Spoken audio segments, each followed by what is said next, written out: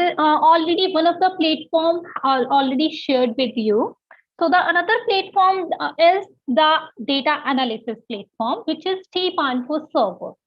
So here we have integrated number of the tools by which you can perform various types of analysis depending upon the data that you are going to use. For example, we have here you will find tools for the NGS data analysis, particularly for transcriptomics and genomics. Then for the mass spectrometry, and then if you're interested particularly in a virology field, you will find this specific section dedicated on virology. Then here you will find another important section, which is data mining, which include various types of statistical and machine learning analysis. Now, let me first demonstrate to you, once we have raw sequencing data, how we can process that data to generate a gene expression table. But before that, we need to understand why we need to process the data. So the most important thing is that the RNA-seq data, whenever you're looking at that it includes very large size of files. It's like even one single file for a single sample, read sequencing file, it's like 5 to 10 GB. So you cannot, if you have 100 or 200 sample, you cannot handle such kind of data. So here we have this tool where you have, once you have your reads, so then, for example, I'm going to take an example of PDX project, which Dr. Mohit has already explained. So here in the PDX project, we have breast cancer cell line data. So I'm taking this example. So that is demo RNA-seq. So here, as this is an example project, so we have already uploaded the data. So here you need not to upload any data. So then when you click on the start, here under the input file, so you will get the links to the already, this is links.svl file. Here we have provided SVL links of different files for the data. And then we also have a reference genome. So by clicking on OK, we will able to upload that data. So then once your reads get uploaded, next step is pre-processing, which is highlighted here with the blue color. So here the first option which is getting highlighted, that is Tremomatic. So what is Tremomatic? So it is one of the bioinformatics algorithm which can remove adapters from your sequence read, because when you have generated RNA-seq libraries, at that point of time you added the adapters to your sequence. So this particular Tremomatic algorithm, what it does, that it removes those adapter sequences. So then next step is PCR clean. So as you know, during the PCR library preparation, so we perform PCR to generate or to produce multiple copies of a sequence. So PCR clean will remove any PCR duplicates of the read, so that you will able to get clean reads. So once you're able to pre-process the data, that is you able to clean your data, the next is how you are going to map or align your reads on a reference genome or reference transcriptome. Particularly, if your goal is to generate gene expression, particularly RNA expression, so there are a number of the algorithms that you can use to map your reads on reference genome. So one of the algorithm is like, so all different algorithms like HiSet, Botai2G, and TalkWord. So these are the different algorithms, mapping algorithm, which will align your reads. As here, our goal is to align our reads on reference transcriptome. So we will use Botai2T. T means transcriptome. So it will align your reads cleanly on reference genome. So then once your reads get aligned on reference genome, so the next is how you are going to quantify the gene expression. So then they are under the expression labels. Here you will find different algorithms which can be used to quantify the gene expression. So one of the algorithm is RSEM. So eventually with RSEM, you will able to quantify the gene expression, like how many reads getting aligned against a particular gene. So you or a particular transcript. So once you able to generate the gene expression table, Then here, right now, I'm skipping this step, that is DSEQ. You can also perform differential gene expression as a part of RNA-seq pipeline. Apart from that, you can also use these tools independently once you have your gene expression tables. So now, first, I just want to show you like how we can generate a gene expression table from raw sequence read data. So then we can, I'm just skipping this DSEQ step. I'm directly ending this pipeline. So once you're able to end the pipeline, here under the download pipeline, you will get various outputs. Now let's understand some of the important outputs here. For example, first one is mapping stats. So what is mapping stats? Just give me a second.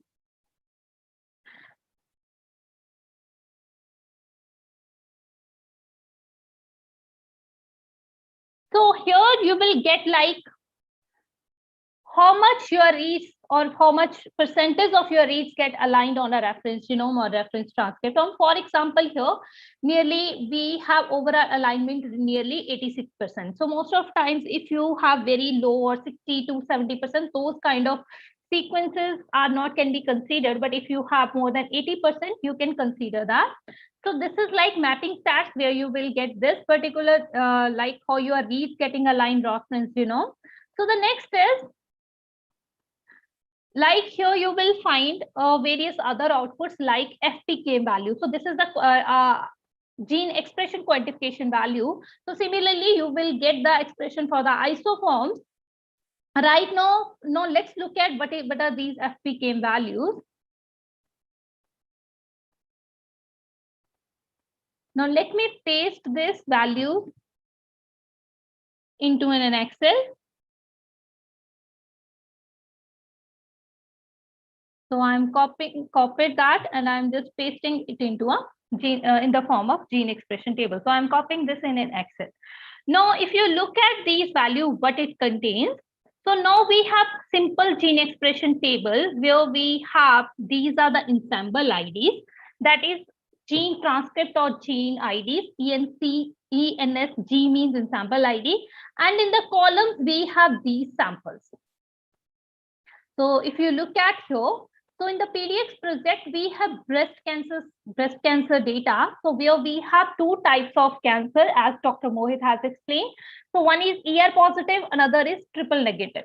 Now, and apart from that, if you look at there, these here we have these values. Now, what are these values? So these values are gene expression. For example, for this particular gene, this is the expression in this particular sample. So these are the FPKM values.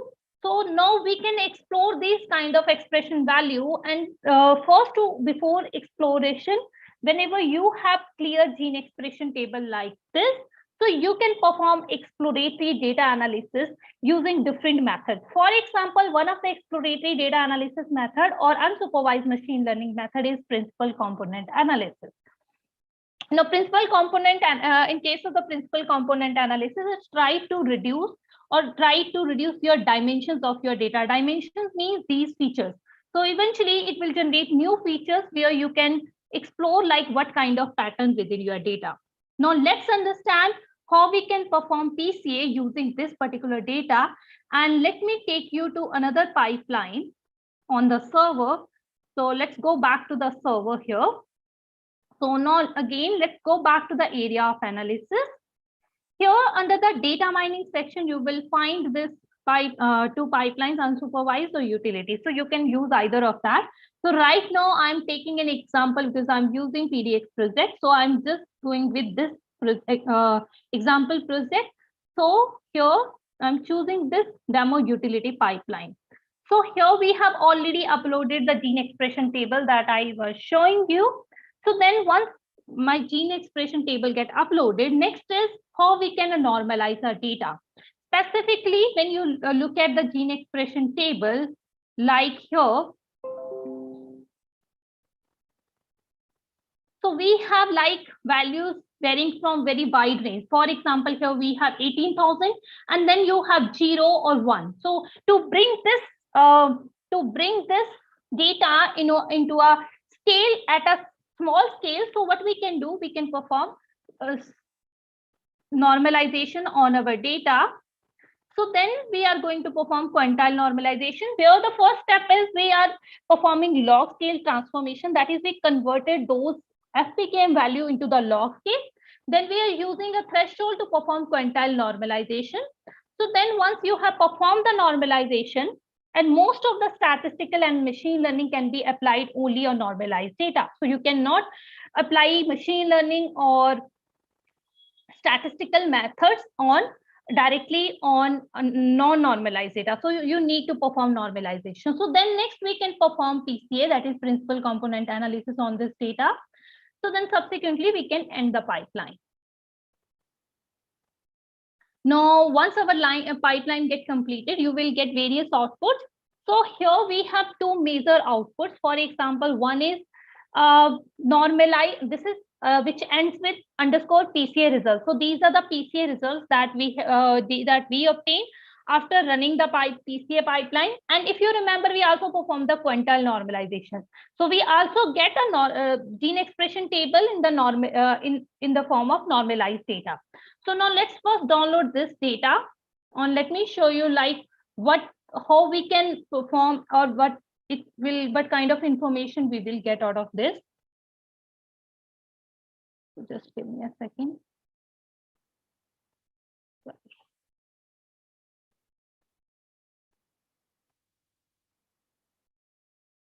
Now I can copy this data into an Excel.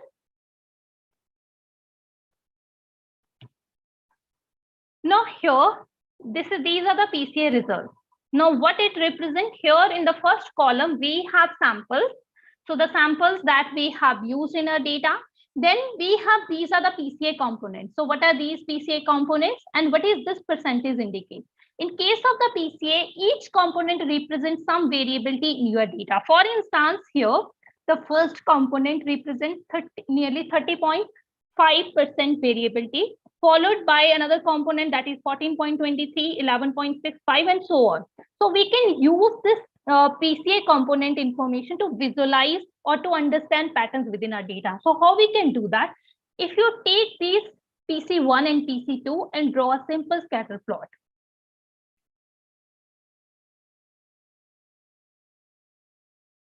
So right now, if you look at this plot, we have some samples which are scattering on this particular scatter plot. So now we need to understand what are these samples. So how we can do that? We need to label this PCA data. So what we need to do, if you do the right click, go to select data, and then we can add the information. For example, what type of samples we have? We have ER positive, athymic, ER not. Athymic and nod are the mice subtypes for the PDX project, and triple negative is the breast cancer subtype. So first is ER athymic. So I am write it as ER ATH. So then we can select what is our X values, X axis. Similarly, we can define what is our Y axis. So for this ER athymic, we have, this is our PC2 as Y axis. So similarly, we can add other information, that is ER nod. And then what is for the ER nod, what is our X axis, that is PC1. And then for Y axis, which is PC2. Similarly, for the triple negative, we can add triple negative athymic and series axis and Y axis.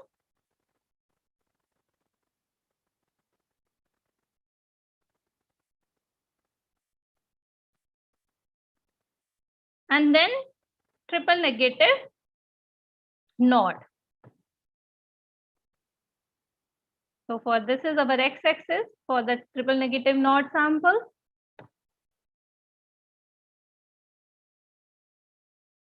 So then we can remove this extra series. And now if you look at our data, now we have clear separate groups. So we have, these are the ER athymic, then these are the ER nod, then this is triple negative triple negative NOR, and here triple negative athyming. So although we can say this looks like more an outlier, so you can always remove those types of outliers from your data. So this is the one way how we can process our data and we can explore our data. So there are now, once you have clear separation, for example, all these are ER positive sample and these are the triple negative sample. So you can perform downstream analysis. Now you can ask downstream questions like you want to assess what are the important genes that can differentiate ER and triple negative samples, because these groups are can be clearly separate from each other. So this is how we can design our downstream questions once we able to explore our data. And you can also do this on Learn platform. Like already Dr. Mohit has shown you, like there is another platform that is Learn, where you can explore particularly coding exercises. So I'm just giving you just a very small demonstration, like here how you can first learn the code. For example, this is dimensionality reduction in or PCA in R.